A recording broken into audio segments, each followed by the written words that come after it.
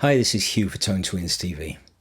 I'm sure a lot of you watched our series last year on restoring Chris Buck's vintage Strat, and after that was complete we got quite a few requests to do a standalone video on vintage Fender Neck restoration and also refretting. So this is going to be the first of a two-part series on doing precisely that. We've waited quite a while for a really good donor neck to come in, and we got this very nice 1963 example. It's got its original frets, it's in pretty good condition, but the board is really mangled and the frets do need replacing. So in this video I'm going to be showing you how to get the frets out sideways and also how to restore the fingerboard. And in the second video I'm going to be showing you how to put the new frets in sideways, which is the way Fender did it back in, well, up to the early 80s as I understand it. And then I'll be showing you how to level, dress the frets and recondition the board. This is really quite an unusual vintage Strat neck. On the one hand, it looks to be in absolutely superb condition, like it's barely been played. The lacquer's perfect, it's barely changed colour since it left the factory, and the decal looks almost brand new, very little oxidization on the gold. With the fretboard, well, that's a different story. It's extremely dry and it has the deepest divots I've ever seen. Like most vintage necks, the wear patterns tell a story, and this neck was clearly owned by a rhythm player. So all the fretwear is confined to the cowboy end, and there's a lot of strumming wear above the 15th fret. Most of this fretboard wear is absolutely fine and I'm just going to leave it, but some of the divots are so deep they can compromise playability and go beyond patina into the realm of damage, in my view. You can tell that the frets are original because there's no evidence of frets having been pulled out of the top of the board. If they have, you can usually see chips along the edges of the slots, even if they're repaired. I can also tell that these are original because the tangs on the treble side are sharpened. If these weren't original, I wouldn't even consider taking them out sideways. If you're ever removing frets from a lacquered maple fingerboard, this step is absolutely indispensable, but it's mostly precautionary with this because there was never any lacquer on this rosewood board. But even so, a lot of gunk and junk gets stuck under the edges of the frets. So what I'm going to do is just run a very, very fresh blade, very sharp blade, carefully down the edges of the frets, so that if anything is going to interfere with the fret sliding out, and hopefully this will minimize chipping out of the rosewood.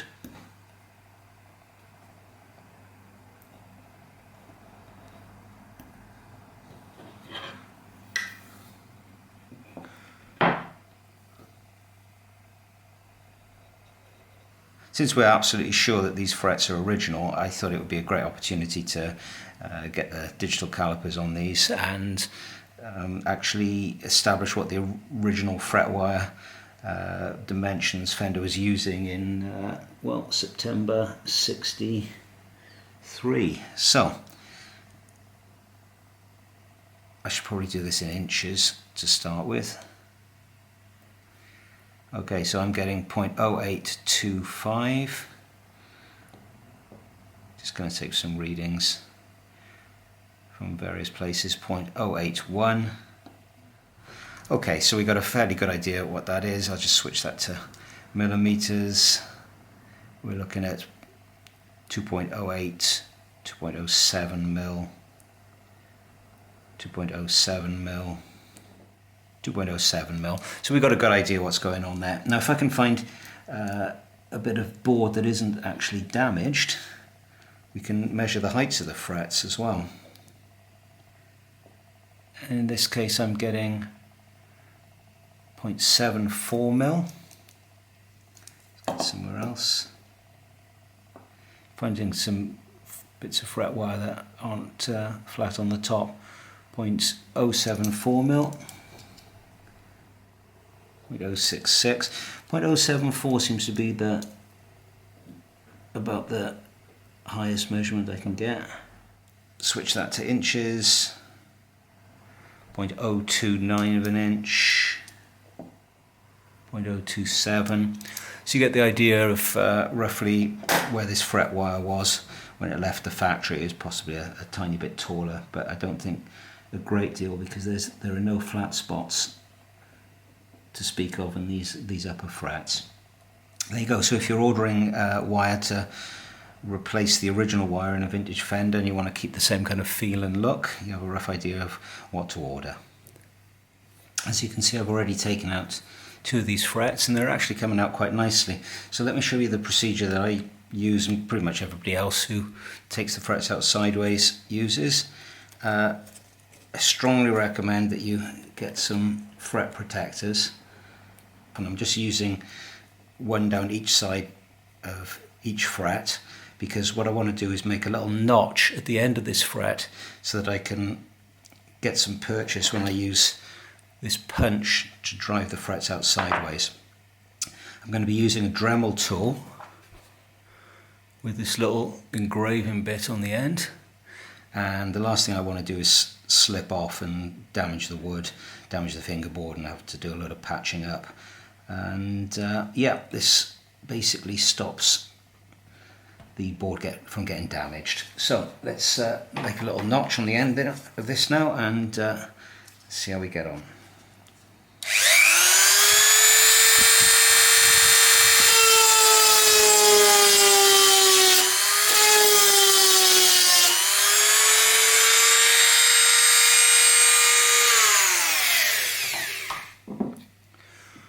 Let's bring this up to the camera, hope it'll focus.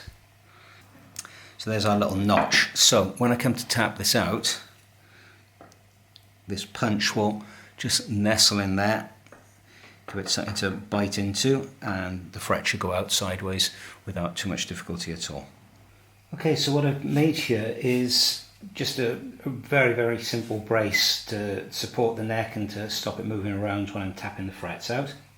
As you can see, I've got a load out already, and it's going really smoothly. A lot of people get involved with elaborate clamping or use vices, or whatever works. That's, you know, you crack on.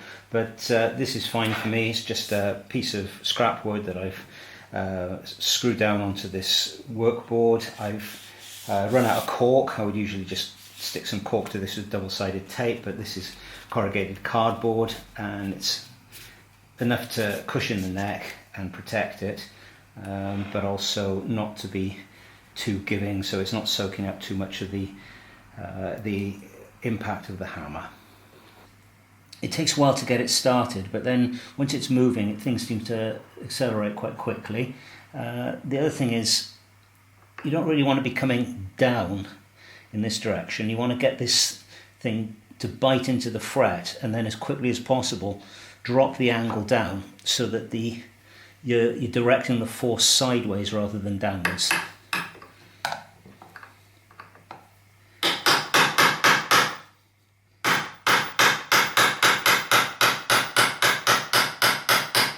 I'm using very little force, just gentle taps.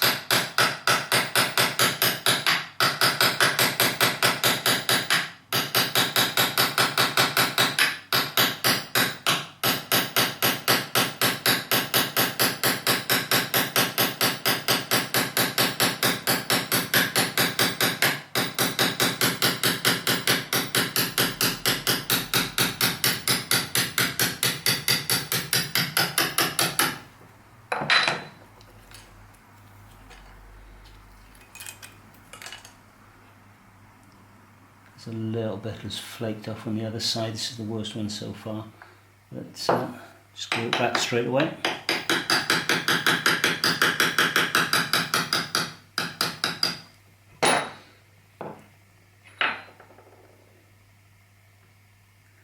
Just pull it out gently by hand on the other side. I'm going to get super glue in here straight away and press it down.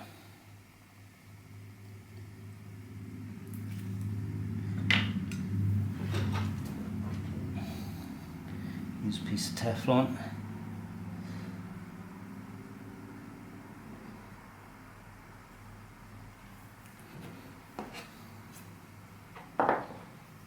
Okay, I'm not too concerned about it getting into the slot because I'll be cleaning the slots out later.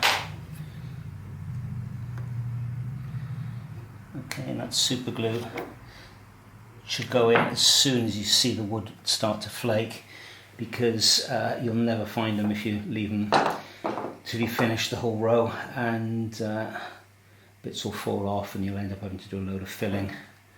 But that's going to end up really smooth.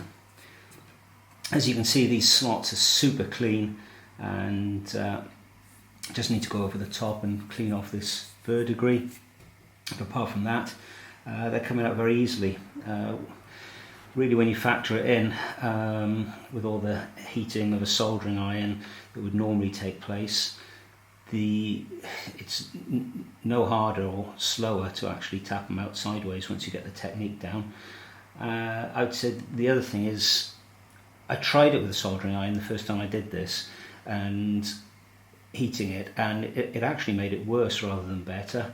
Since these are the original frets, they weren't glued in, and there's no real reason to use a soldering iron as far as I can tell, because they do come out very easily.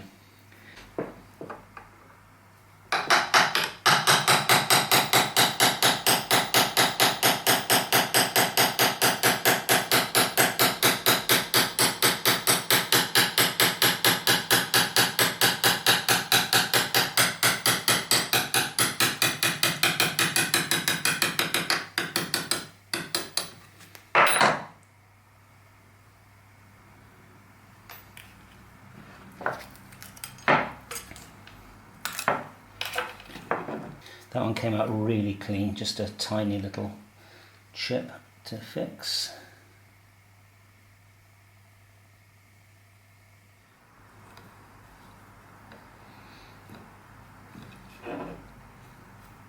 Yep, I'm happy with that. It's time to start thinking about patching these holes, filling these holes, divots in the fingerboard. You might have seen me do this on one of the Chris Buck videos where I fill it with sawdust and super glue, and that works fine, but you can get voids within the patching material. And on the advice of a really good buddy of mine called Daniel Nicholas, who's out in Amsterdam and featured in our Veenendaal video, he recommended I use this stuff, which is West Systems epoxy. So it comes in 2 containers, basically the epoxy resin and the hardener. Okay, so I'm going to mix up some of this epoxy resin, and the ratio is 5 parts resin to 1 part hardener. So I'm going to use this measuring cup that's provided in the kit.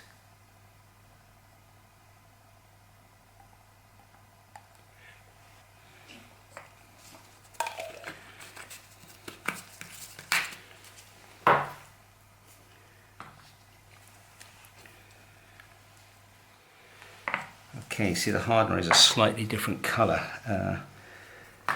Just got to get this thoroughly mixed in now. Put the lids on. Fortunately it doesn't smell atrocious, which is a bit of a plus point. It's quite hard to mix small quantities of this stuff as well and do it accurately, so there we are. Let's make sure this is thoroughly mixed. Okay, just gonna put that to one side for now. These spray can caps are just so useful for tons of things. I'm basically going to put some Brazilian rosewood dust in here, which I always keep if I'm sanding a vintage fingerboard. I will keep the dust and plastic bags sometimes for years, just so that I can mix it up and create fillers that will hopefully match the whatever wood I'm trying to patch up or fill. Okay, Braz rosewood. I think this possibly came off my Gretsch 6120 conversion, my old anniversary. Okay, so some dust in there. I'm I'm going to add some epoxy, just a little bit to start with.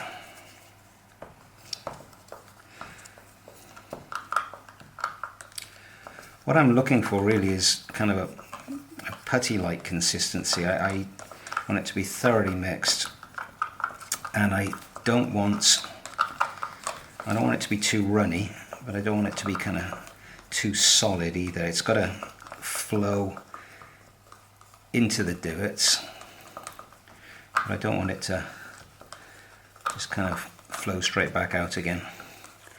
Okay. Pretty good consistency. I think I might add a little bit more dust to this. The dust creates a very strong colour, and it might end up being slightly darker than the board itself, but hey ho.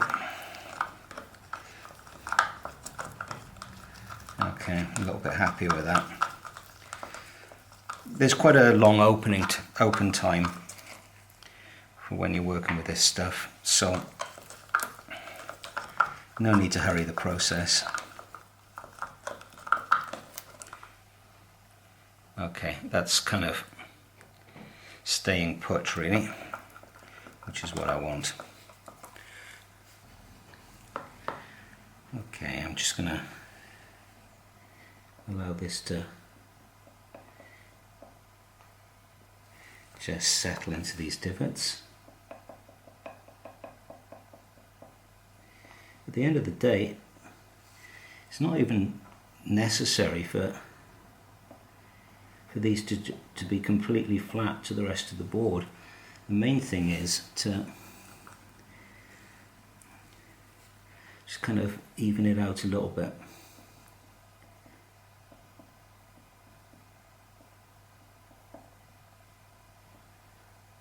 And I'm not that concerned about it getting into the slots either, because I can just saw this out.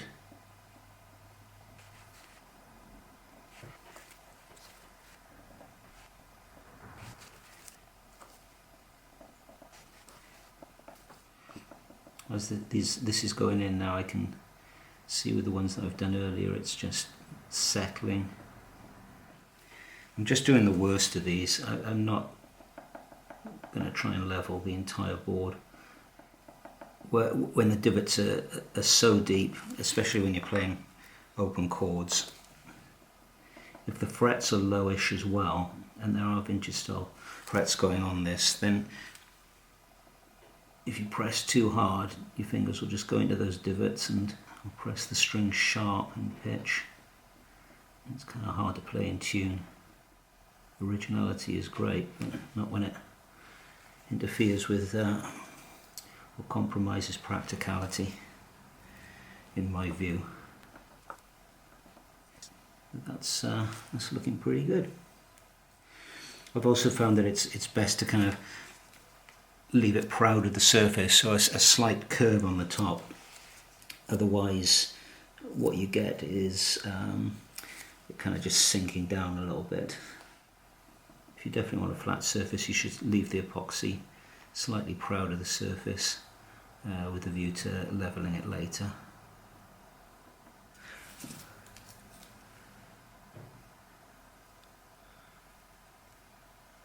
Okay, I'll let this set now for a couple of hours and come back with a scraper and files and try and level this off. The epoxy and sawdust filler is set really hard now.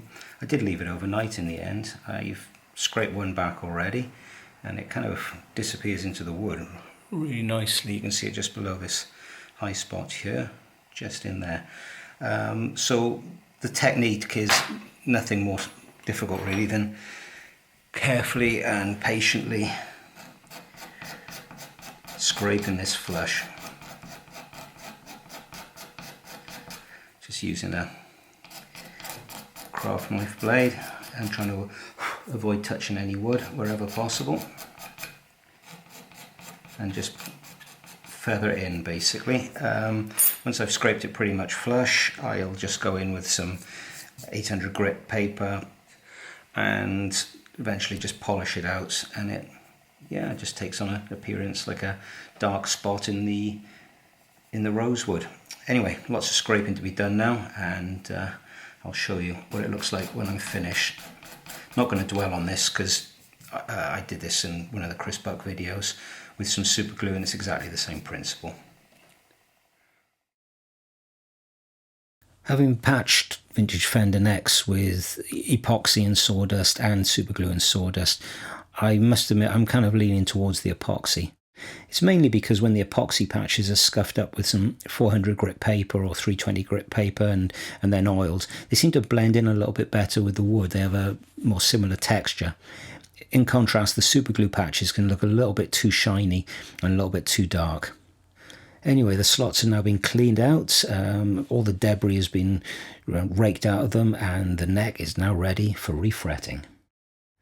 So that's the first part of the project complete. Don't forget there's an accompanying video to this one where I'm showing you how to put the frets in sideways, vintage Fender style, and also just level, crown, and also dress the fret ends and recondition the board. So see you again very soon. Don't forget to subscribe. Hope you enjoyed the video.